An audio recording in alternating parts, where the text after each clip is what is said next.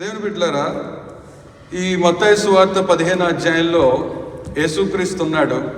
అయితే యేసుక్రీస్తు దగ్గరికి ఒక గుంపు వచ్చింది. వీళ్ళు రక్షణకర్త అయిన యేసుక్రీస్తు అక్కడ ఉన్నాడు.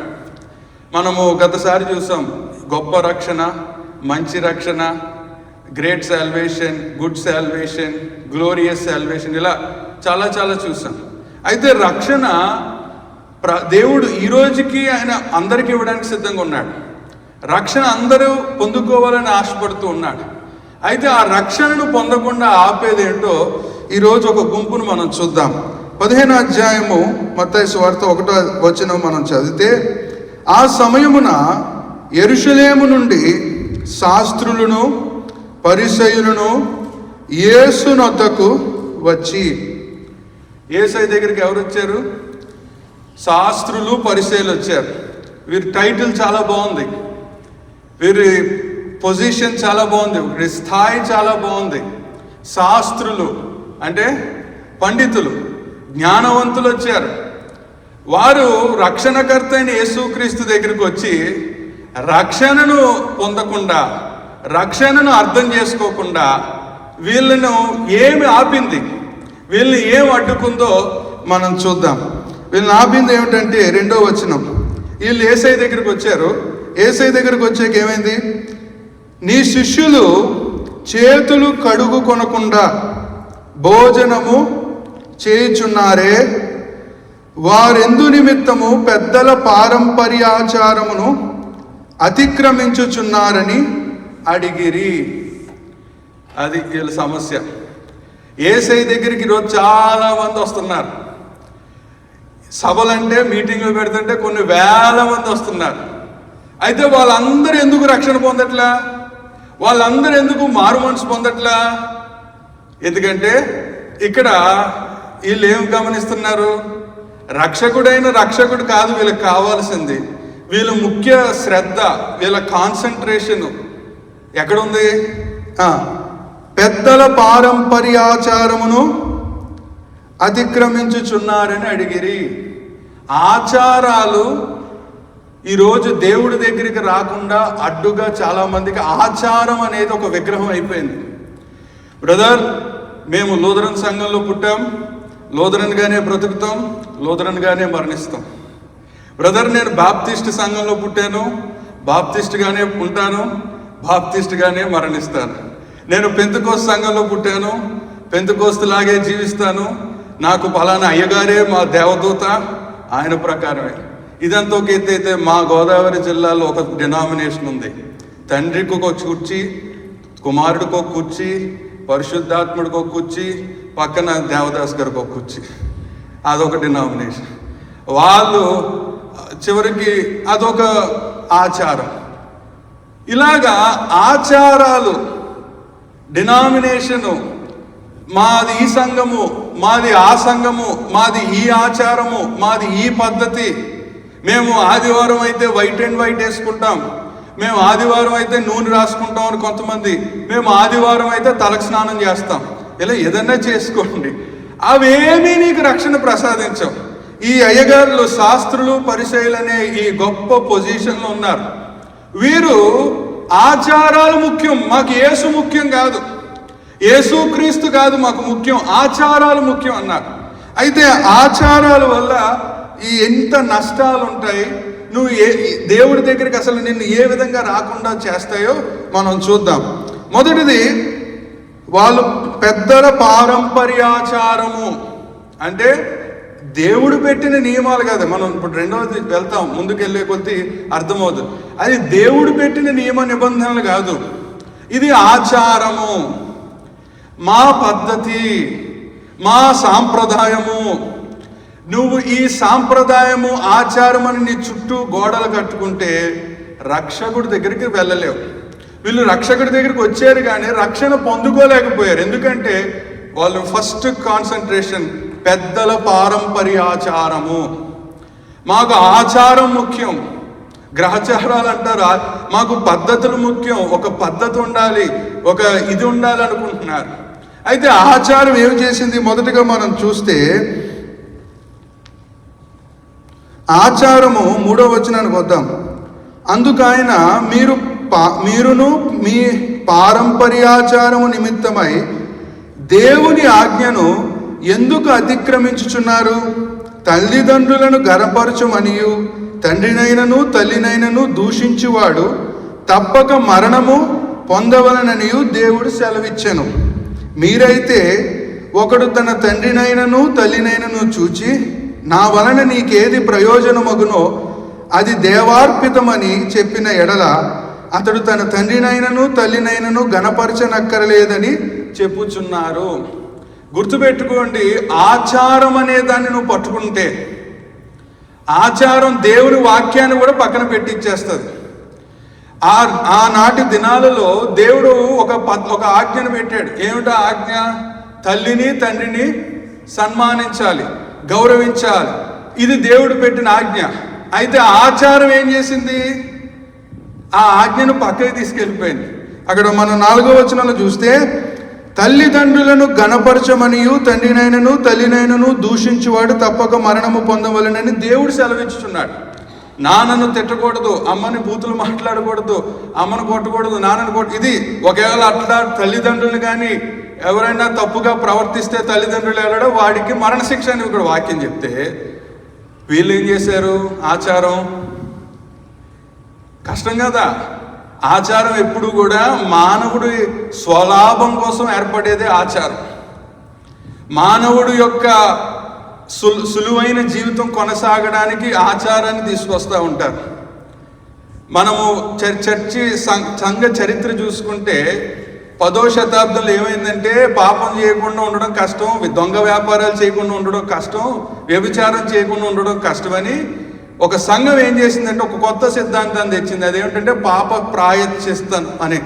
అంటే నీ పాపాలు నువ్వు తప్పు చేసేసావు అనుకో, తప్పు చేసే ఏం కాదు, నువ్వేం చేయాలంటే పాస్టర్ గారి దగ్గరికి వచ్చి ఇంకో నేను ఈ తప్పు చేశాను, దీనికి ఇంత డబ్బు కడతాను అంటే నేను ఈ తప్పు చేశాను పాస్టర్ గారు అంటే పాస్టర్ గారు ఏమంటారంటే ఇంకో వ్యభిచారానికి ఇంత, నరహత్య చేస్తే ఇంత, వ్యాపారంలో మోసం చేస్తే ఇంత, నువ్వు దొంగతనం చేస్తే ఇంత అని రేటు చెప్తాడు.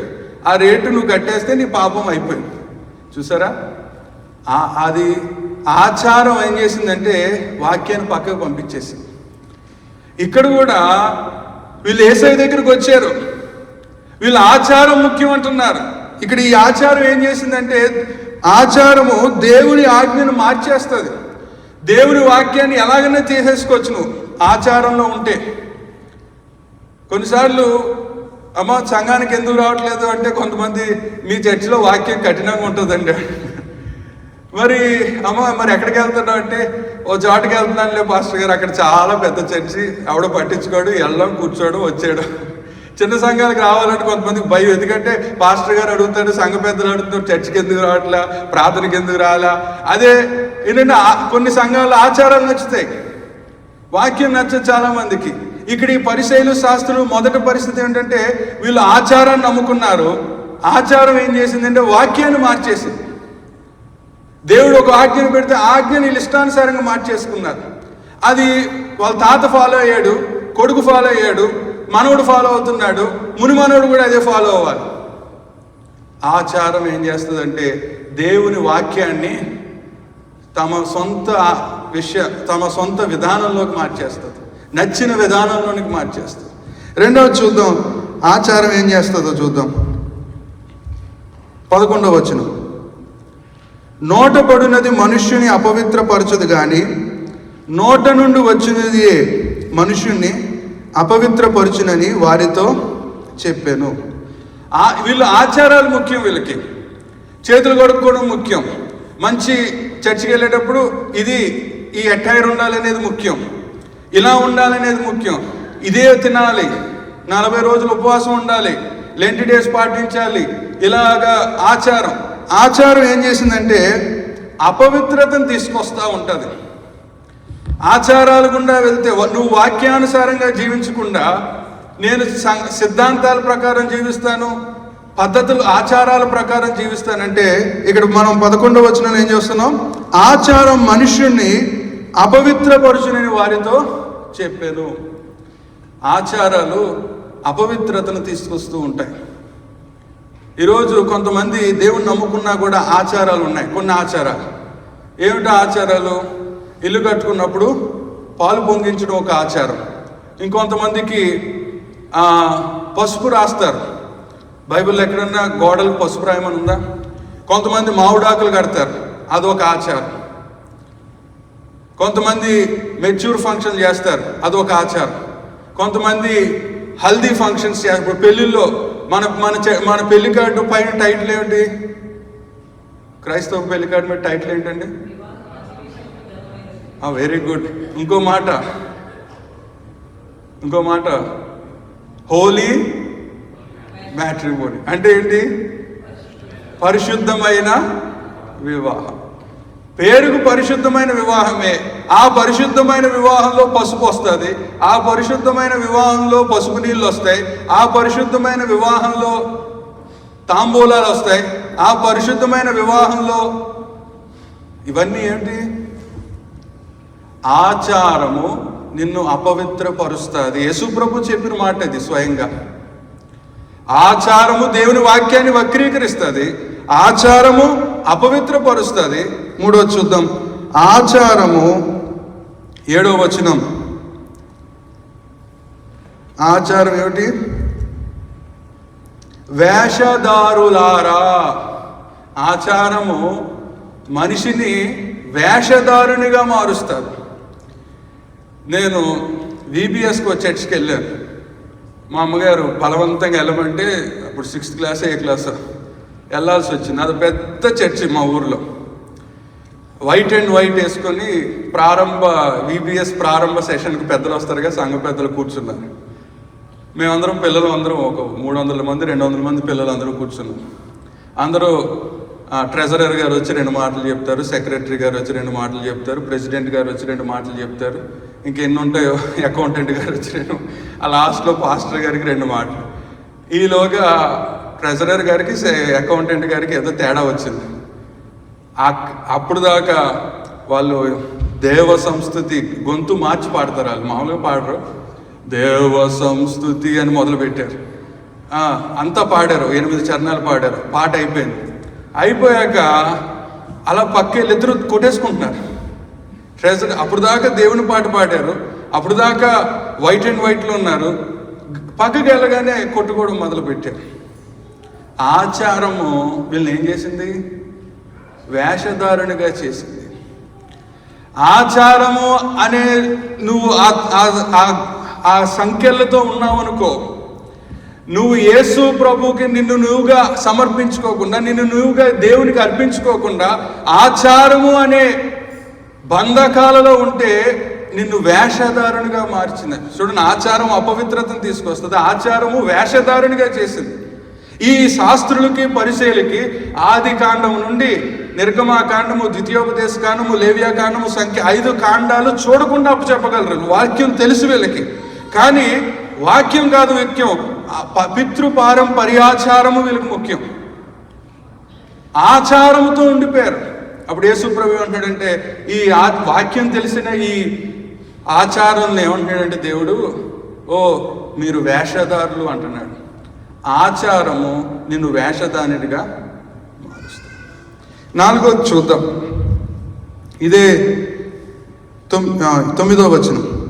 ఆచారం ఏం చేస్తుందంటే, ఈ ప్రజలు తమ పెదవులతో నన్ను ఘనపరుచుదురు కానీ వారి హృదయము నాకు దూరముగా ఉన్నది.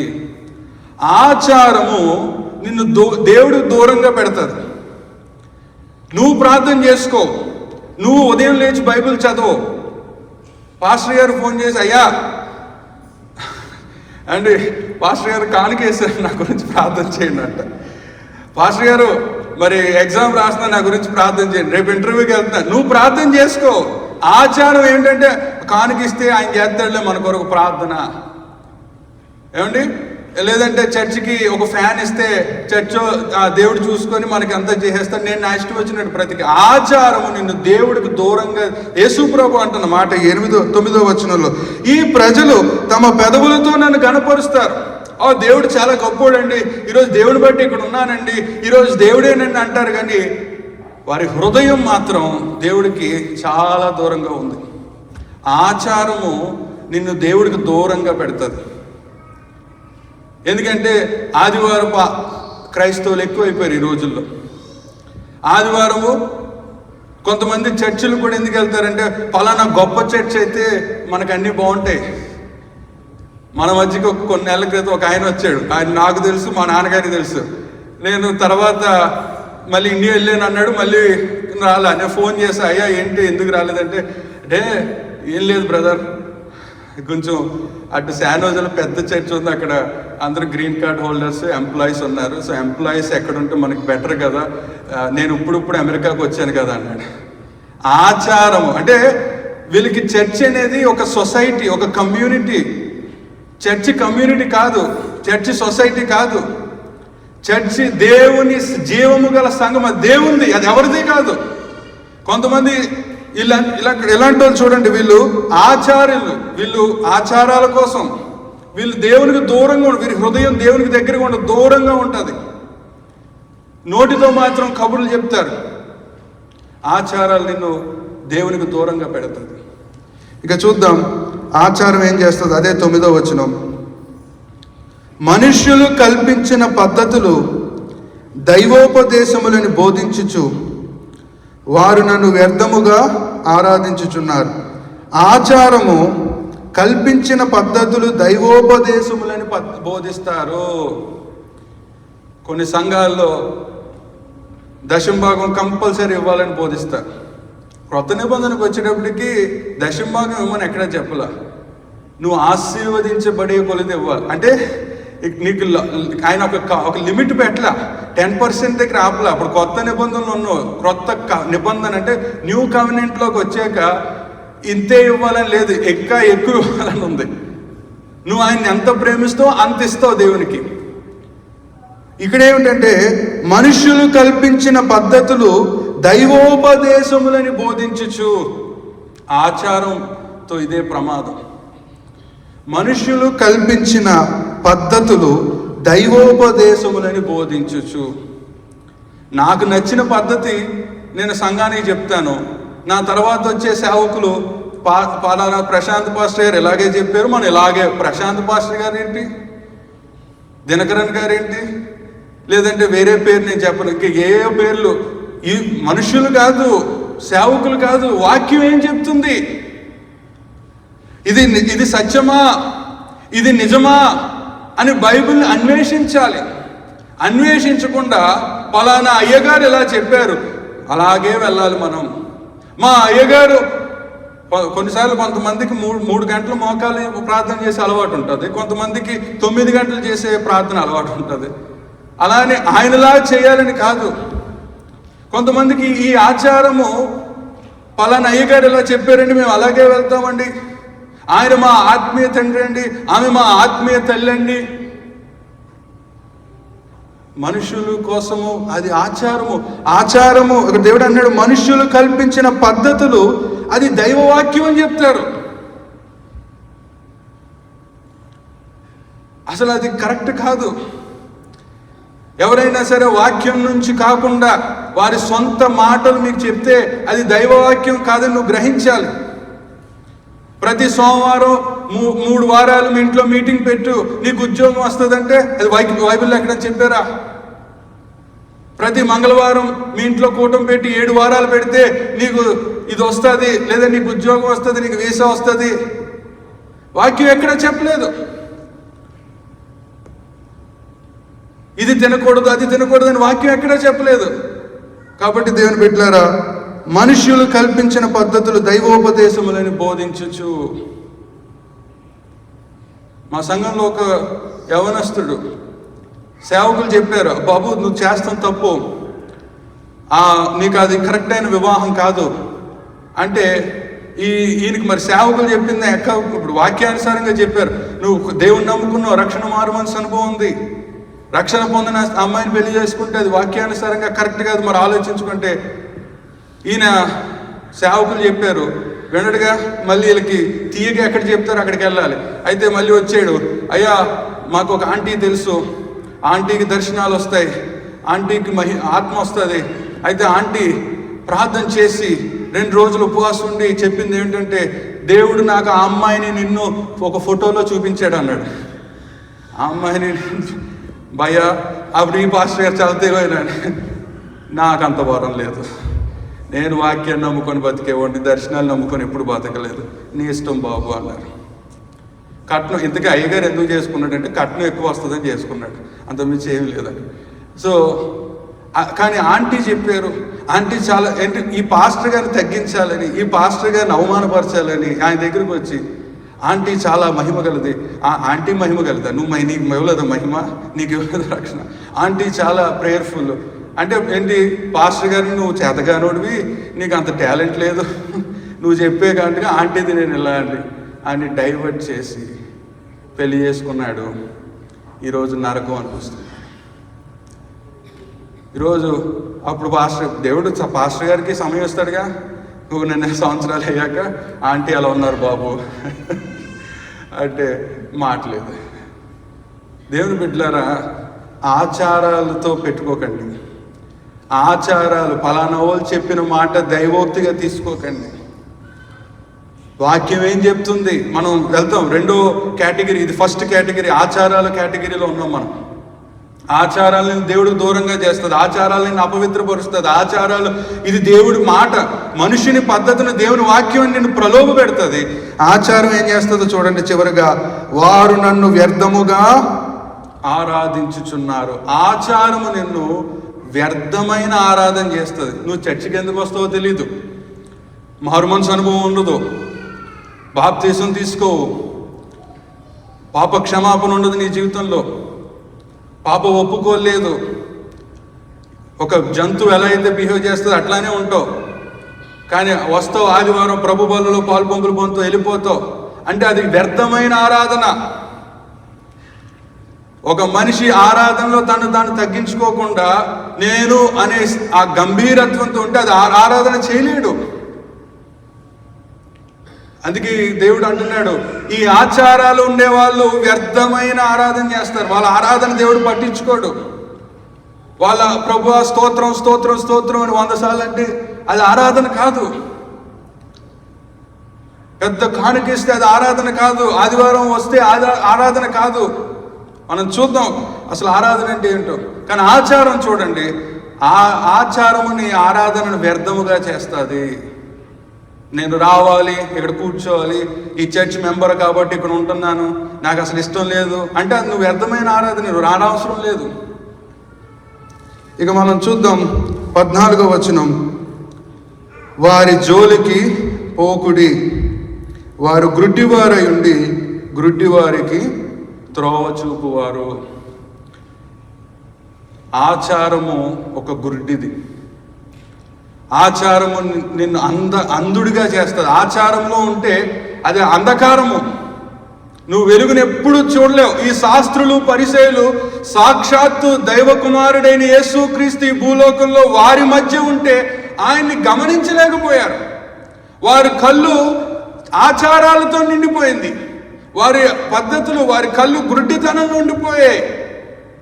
టెంపుల్కి వెళ్ళాలి అంటే మందిరానికి వెళ్తే పావురానికి బలి ఇవ్వాలి, లేదంటే గొర్రెపిల్లను బలి ఇవ్వాలి, లేదంటే ఈ అర్పణలు ఇవ్వాలి, ఈ బట్టలు వేసుకోవాలి, జీలకర్రలో ఇవ్వాలి, కొత్తిమీరలు ఇవ్వాలి, కరివేపాకులో దేవుడికి ఇవ్వాలి. ఈ ఆచారాలతో ఉండిపోయారు. కానీ అయ్యో అది నేను ఎందుకు చేస్తున్నాను, అసలు ఆ గొర్రెపిల్ల ఎవరు, ఆ రక్తం ఎందుకు చిందింపబడుతుంది అనే దైవాన్వేషణతో వెళ్ళుంటే వారికి రక్షణ దొరికేది. కానీ ఆచారం అనే కళ్ళ గంతలు కట్టుకున్నారు. దేవుడు అంటున్నారు, అలా ఆచారాలు చేసేవారి దగ్గరికి వెళ్ళొద్దు, వారి జోలికి పోకండి అంటున్నాడు.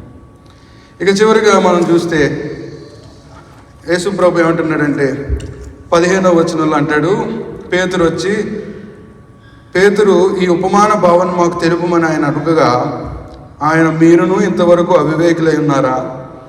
నోటిలోనికి పోవున దంతయు కడుపులో బడి బహిర్భూమిలో విడవబడును, కానీ నోట నుండి బయటకు వచ్చునని హృదయములో నుండి వచ్చును, ఇవే మనుష్యుణ్ణి అపవిత్ర పరుచునని మీరు గ్రహింపరా. ఆచారం అండి నిన్నెప్పుడు ఈ బాహ్యాన్ని చూపిస్తుంది. చర్చిలో నీ ప్లేస్ ఏంటి, చర్చిలో నీ స్థానం ఏమిటి, నిన్ను అందరూ గౌరవిస్తున్నారా, నిన్ను అందరూ రెస్పెక్ట్ ఇస్తున్నారా, నిన్ను అందరూ చేతులెట్టి ఈ బాహ్యమైనవి చూపిస్తారు.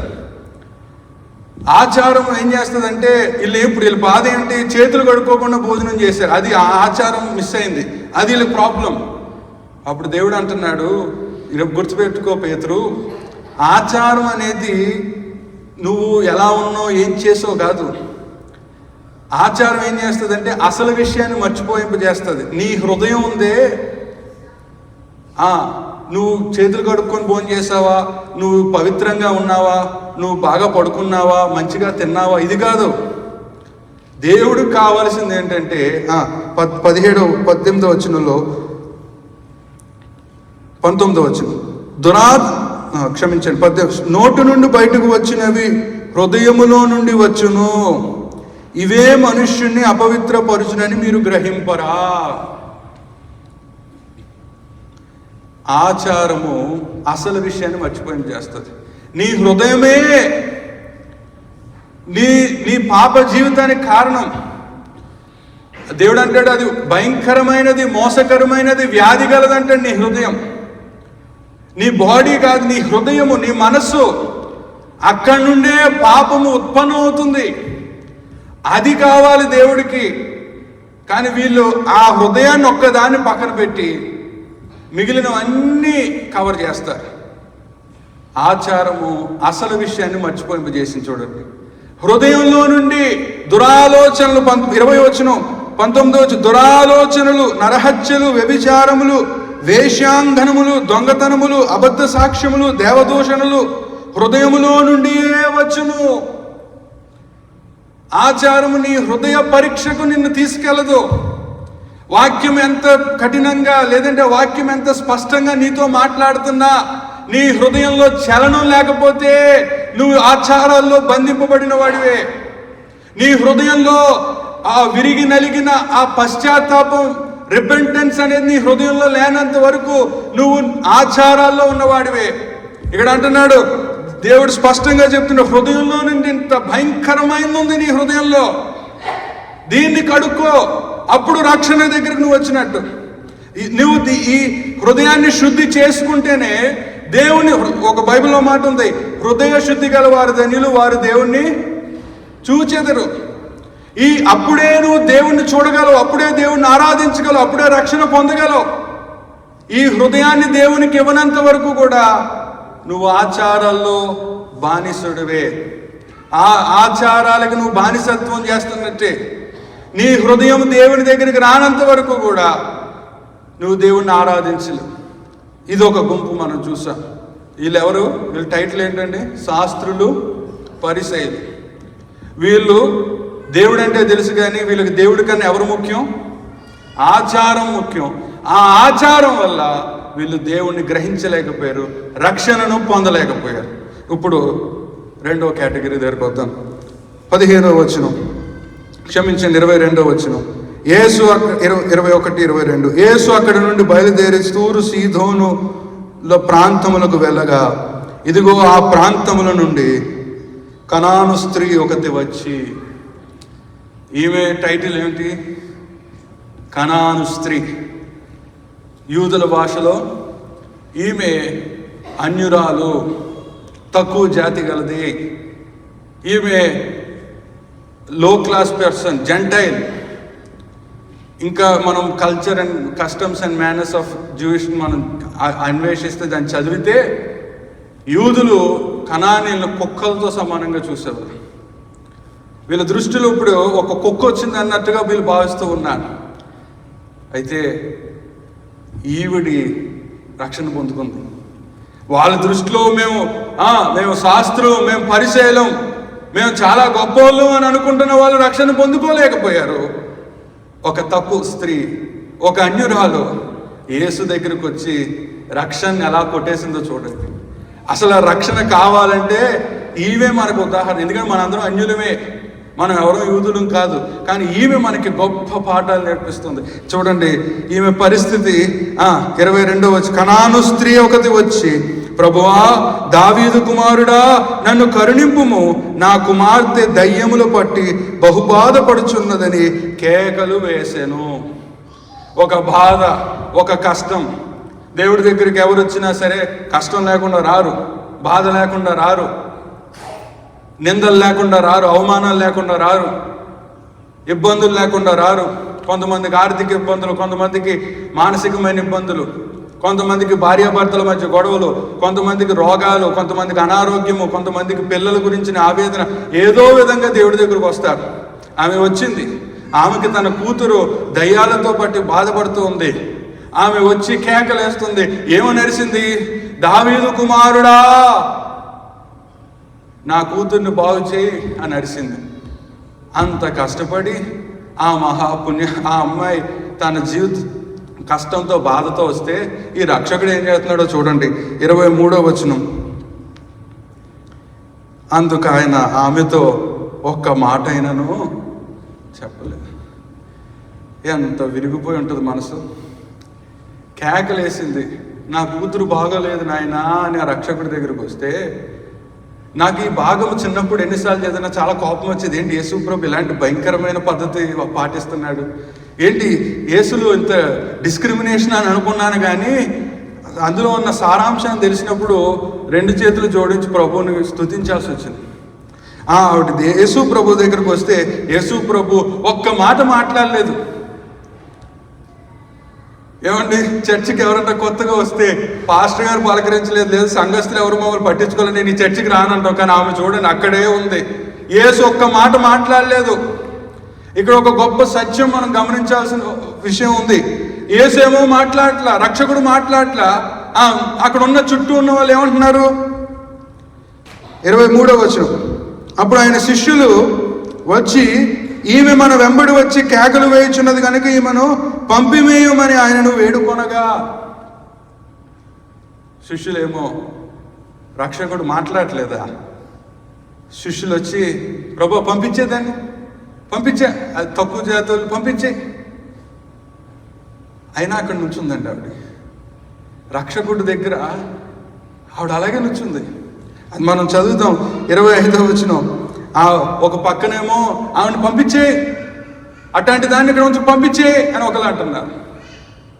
కొన్నిసార్లు ప్రభు దగ్గరికి వచ్చినప్పుడు ఇక్కడ కూర్చుంటావేమో, నువ్వు నీ రహస్య జీవితం దేవుడు తెలుసు, కానీ ఇక్కడ ఉన్న వాళ్ళకి తెలిస్తే కనీసం నేను ఇక్కడ కూర్చొని ఎవరేమో నువ్వు అనుకుంటావు. అయితే ఒక విషయం చెప్తా, నీ కోసం కూడా యేసు ప్రభు చనిపోయాడు. నువ్వు ఎంత పాపివైనా, ఎంత దుర్మార్గుడివైనా క్రీస్తు నీ కొరకు చనిపోయాడు, గుర్తుపెట్టుకో. ఆయన నీ కొరకు కూడా రక్తం కార్చాడు. నువ్వు చెప్పు, నా జీవితం మీకు తెలిస్తే నన్ను ఇక్కడ గెంటేస్తారు అనుకుంటావేమో. ఈమె ఒక కనాను స్త్రీ, వారు చాలా దుర్మార్గులు, ఓకే, వాళ్ళు మంచివారు కాదు. అయితే రక్షకుడి దగ్గరికి వచ్చినప్పుడు రక్షకుడు మౌనంగా ఉన్నాడు. ఆయన చుట్టూ ఉన్న ఆమెను పంపించే, ఆమె ఉంచుకు, ఇక్కడ దూరంగా ఉంచు అని ఆయన ఒత్తిడి చేస్తున్నారు. ఆమె మాత్రం ఫస్ట్ దావీదు కుమారుడు అంది. ఇప్పుడేమందో చూడండి. 24వ వచనం. ఆయన ఇజ్రాయేలు ఇంటి వారై నశించిన గొర్రెల యొద్దకే కానీ మరి ఎవరి వద్దకు నేను పంపబడలేదని. ఇక్కడ డిస్పెన్సేషనలిజం అని ఒకటి ఉంటుంది. అది ఇప్పుడు చెప్పడానికి టైం కుదరదు. కానీ అక్కడ ఒక వాస్తవానికి యూదుల మధ్య ఉన్నాడు ఆయన. ధర్మశాస్త్రం ఇంకా ఉంది. అక్కడ ఆయన ఒక మాట అన్నాడు. ఆయన ఏమంటున్నాడు? ఆయన ఇజ్రాయేల్ ఇంటి వారై నశించిన గొర్రెల యొద్దకే కానీ మరి ఎవరి వద్దకును నేను పంపబడలేదని. అప్పుడు దాకా మౌనంగా ఉన్న యేసు ప్రభు సడన్గా నోరెత్తాడు. ఆయన అన్నాడు, ఎత్తినోడు అంటే మనం అనుకుంటే ఏసై దగ్గర రాగానే నాకు ఆదరణ వచ్చేస్తుంది, ఏసై దగ్గర రాగానే నాకు నెమ్మది వచ్చేస్తుంది. అఫ్కోర్స్ వస్తుంది, కానీ అదే అన్నాడు, ఆత్మతోనూ సత్యముతోనూ ఆరాధించని ఒక కాలం వస్తుంది అన్నాడు కదా. ఆ సత్యం ఏంటి ఇక్కడ ఉంది. ఆమె సత్యము ఎలా సత్యముతో ఆరాధించిందో మనం చూస్తాం. నాకు అసలు ఆ భాగాన్ని చదువుతున్నప్పుడు ఆమె వచ్చింది, ఆయన ఏమో మాట్లాడట్లేదు, ఒక పక్కన పంపించే అని అంటున్నాడు. ఈలోగా ఆయన నోరు తెరిచి అంటున్నాడు, అవును కదమ్మా, నేను నశించిన ఇజ్రాయేలు గొర్రెల కోసం వచ్చాను కానీ నీ కోసం రాలేదు అంటే. రక్షణ దగ్గర ఆమె పడిన ప్రయాస, రక్షకుడి దగ్గర ఆమె ప్రయాసపడి రక్షకుని గుండెను గెలిచిందండి. ఇది ఆ తర్వాత ఆమెంటది 25వ వచనంలో, ఆయనను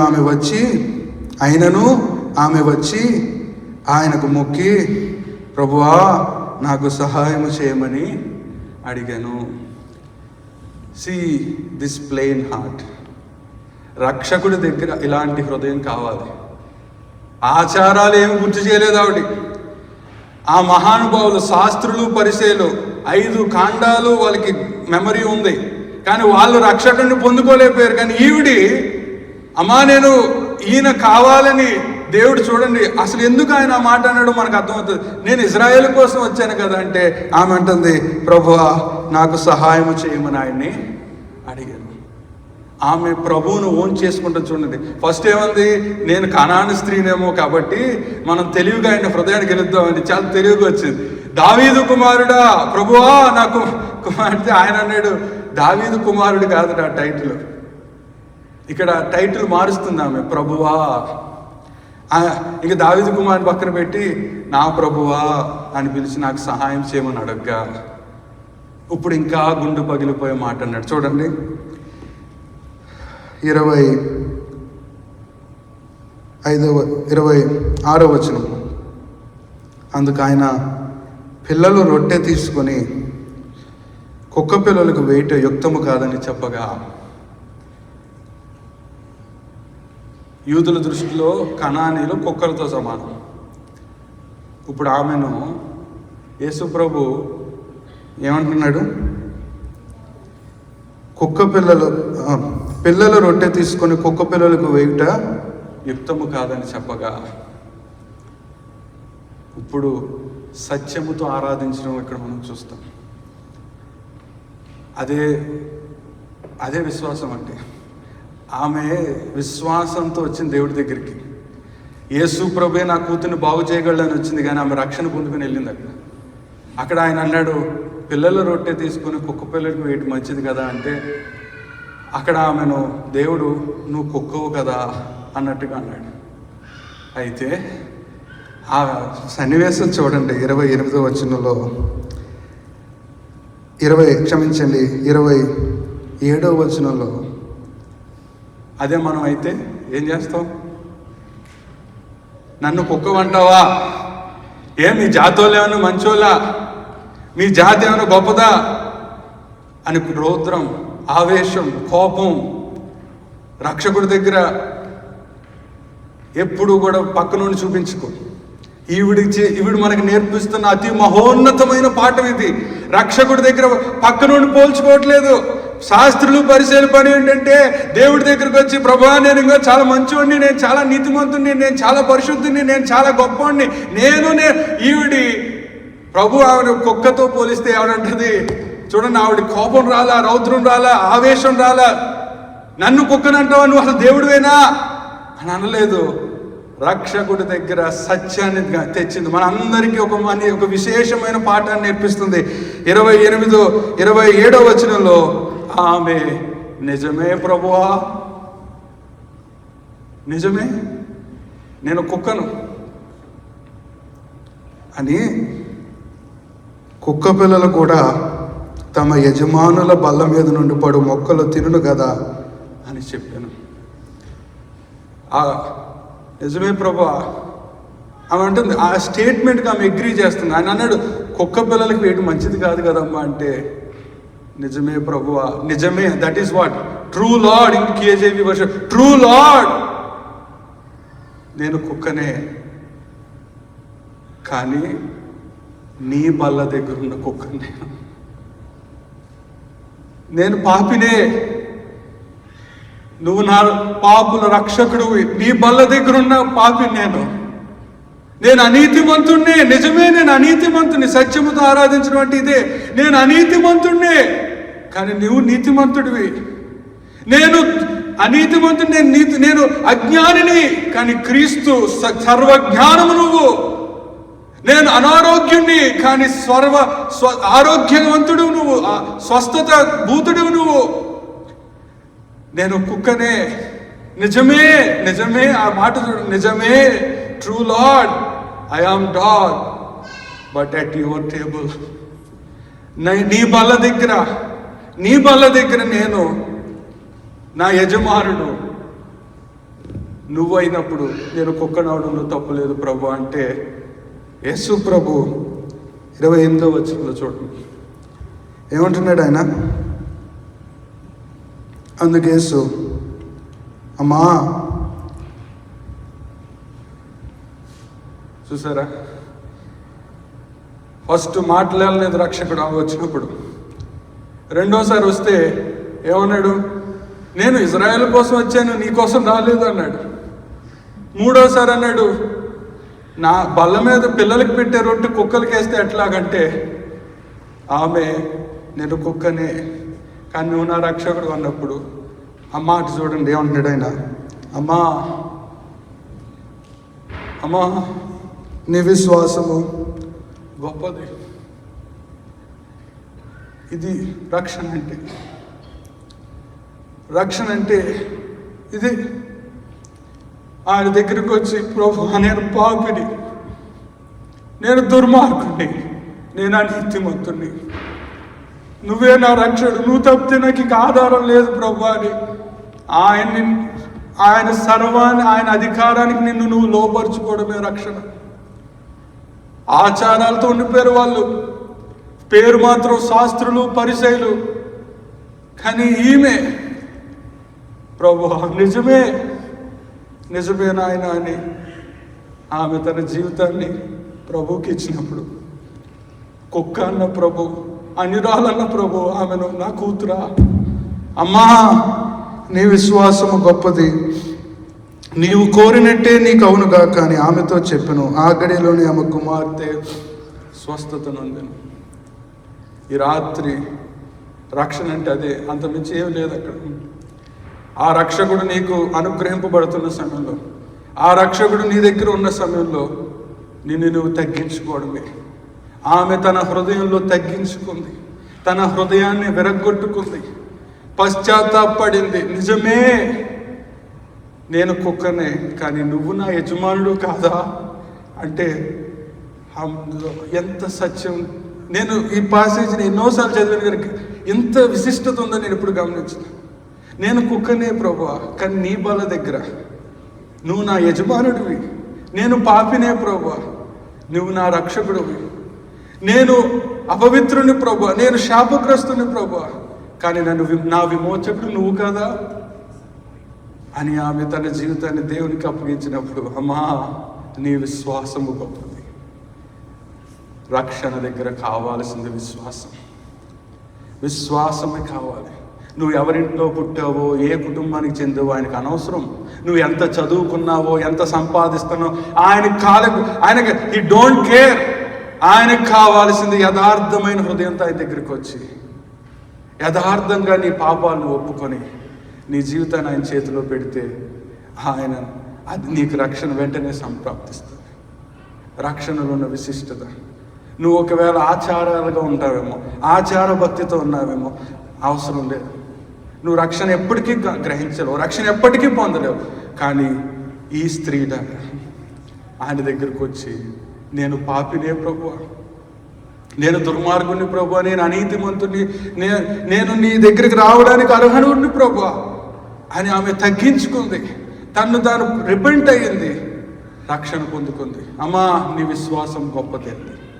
ఈ రాత్రి మనందరూ ఈ బల్ల దగ్గరికి వెళ్తున్నాం. ఇది ఆ బల్ల ఉదాహరణ బల్ల, కానీ ఈ బల్ల ఇంకా గొప్ప బల్ల. మన ప్రభు అయిన యేసుక్రీస్తు. వాళ్ళకి గర్వం ఏంటో తెలుసా? మేము అబ్రహాము పిల్లలమని గర్వం, అంతే.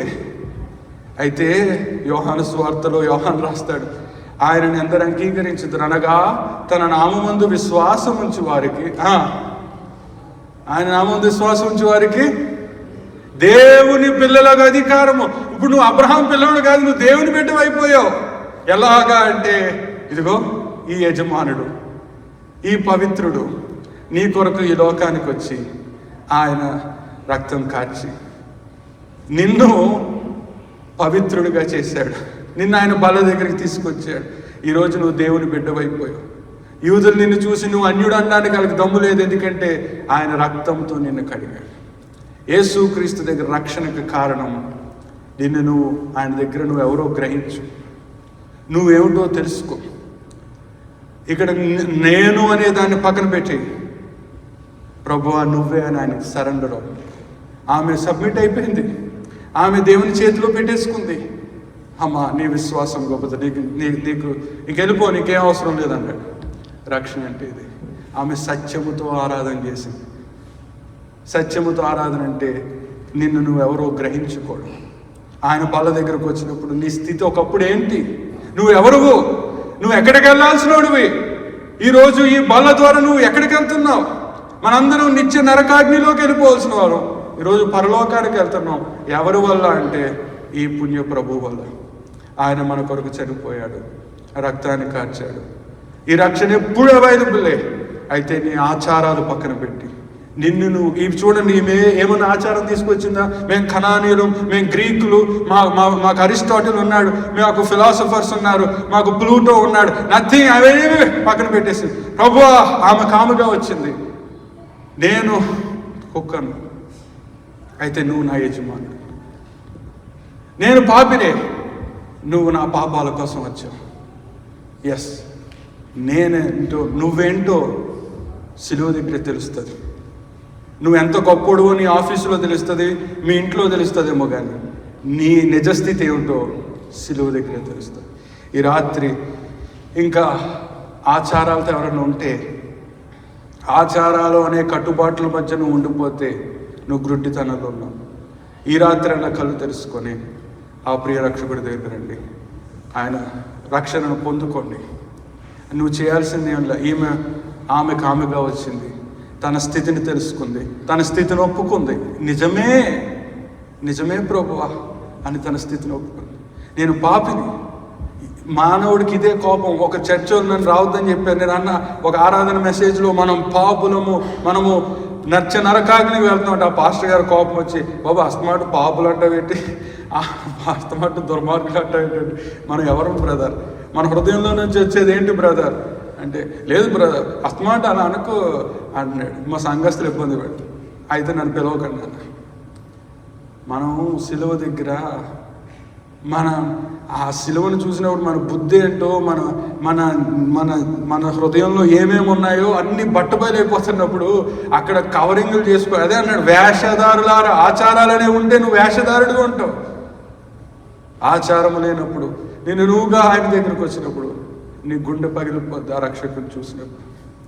నీ హృదయం తన్మయంతో నిండిపోద్ది ఆ రక్షకుని చూసినప్పుడు. అందుకే ఒక పాట ఉంటుంది, నా ప్రాణ ప్రియుడా యేసురాజు అర్పింతును నా హృదయార్పణ, విరిగి నలిగిన హృదయముతో అని దేవునికి. ఇంకా ఈ హృదయం నీకే ప్రభు, ఈ జీవితం నీకే ప్రభు అని ఆ స్త్రీ, కనాను స్త్రీ అనిరాలు. ఆమెకు వాక్యం తెలియదు. ఆమె నాన్నగారు బిషప్ కాదు, ఆమె నాన్నగారు పాస్టర్ కాదు, ఆమె నాన్నగారు చర్చికి వెళ్ళలేదు, ఆమె భర్త ఏమో మనకు తెలియదు, ఆమె బ్యాక్గ్రౌండ్ తెలియదు, ఏం చదువుకుందో తెలియదు. కానీ యేసు దగ్గరకు వచ్చింది, తను తాను తగ్గించుకుంది. నిజమే ప్రభువా, నిజమే. ఈ రాత్రి నీ జీవితాన్ని ఆయన చేతులకు అప్పగించు.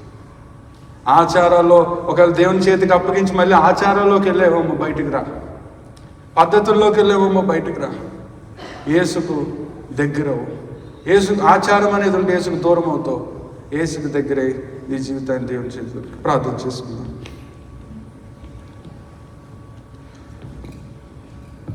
మహోన్నతుడా, మహాగండ, మా గొప్ప తండ్రి, మీకు వందనాలు, స్తోత్రాలు. ఈ రాత్రి రక్షకుడి దగ్గర ఇద్దరు ఉన్నారు. అయితే ఒకరు ఆ రక్షకుడిని చూడకుండా, రక్షకుడి దగ్గర వారి తప్పొప్పులు ఒప్పుకోకుండా, రక్షకుడిని సరిగ్గా చూడకుండా ఆచారాలు అనే గుడ్డితనంలో ఉండిపోయారు. కానుకివ్వడం, చర్చికి వెళ్ళి కూర్చోవడం, పాటలు పాడి వచ్చేయడం, ఇది ఆచారం అయిపోయింది ప్రభు. అదే భక్తి అనుకుంటున్నారేమో, అదే క్రైస్తవ్యం అనుకుంటున్నారేమో. కానీ ఇటుపక్క ఇంకా ఆవిడని చూసాం. ఆమె పేరు తెలీదు, ఆమె బ్యాక్గ్రౌండ్ మాకు తెలీదు, కానీ ఒక మాట అంది, నిజమే ప్రభువా, నేను కుక్కనే, నేను పాపినే ప్రభువా. తను తాను తగ్గించుకుని, తను తాను ఒప్పుకుని, తన స్థితిని నీకు తెలియజేసింది. సిలువ దగ్గర ఎవరైతే యథార్థంగా మా స్థితిని ఒప్పుకుంటామో, సిలువ దగ్గర ఎవరైతే నీకు సమర్పించుకుంటామో, అప్పుడే మాకు గొప్ప రక్షణ. ఆమె మాకెన్నో విషయాలు లేదు. ఆమె తన గొప్పతనాన్ని చెప్పలే, తన ఆచారాలు చెప్పలే, తను మంచిదని చెప్పలేదు, తను పవిత్రమైనదని చెప్పి ఏమీ కాదు. నేను ఒక్కనే ప్రభువా, నేను పాపినే ప్రభువా, నేను అన్యురాలనే ప్రభువా,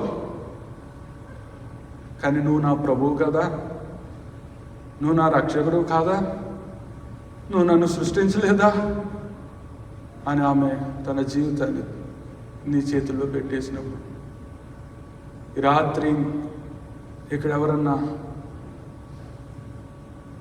నేను పాపినని గ్రహించినట్లయితే ప్రభువా, వారిని మీరు తాకండి, వారి హృదయాన్ని ఒప్పింపచేయండి, నిన్ను రక్షకుడిని అంగీకరించే స్థితిని వారికి దయచేయండి, నిన్ను ఆహ్వానించేటట్టుగా మీరు చేయండి. మీరు వారి హృదయంలోకి వెళ్ళండి. ఒకవేళ ఇక్కడ ఎవరన్నా ఆచారాలనే బంధకాలలో ఉంటే వారిని విడిపించమని మీరే జ్ఞాపకం చేసుకోండి. మీ చేతులకు అప్పగించుకుంటే యేసుక్రీస్తు నామములో ప్రార్థిస్తున్నాము తండ్రి, ఆమేన్.